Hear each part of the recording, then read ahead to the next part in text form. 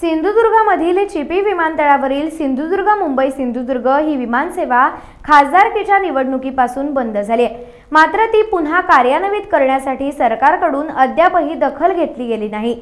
जिल्ह्यातील सत्ताधारी यासाठी असमर्थ ठरले आहेत असा आरोप करत ही विमानसेवा पुन्हा सुरू झालीच पाहिजे यासाठी ठाकरे शिवसेनेकडून केंद्रीय नागरी उड्डाण मंत्री राममोहन नायडू यांना ईमेलवर पत्र पाठवून मागणी करण्यात आल्याची माहिती ठाकरे शिवसेनेचे मालवण तालुका प्रमुख हरी खोबरेकर यांनी पत्रकार परिषदेत दिली।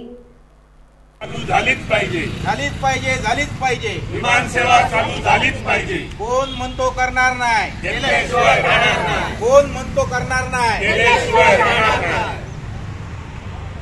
हिंदू हृदय सम्राट सरसेनापती बाळासाहेब ठाकरे यांचा विजय असो। पक्षप्रमुख उद्धवजी ठाकरे यांचा विजय असो।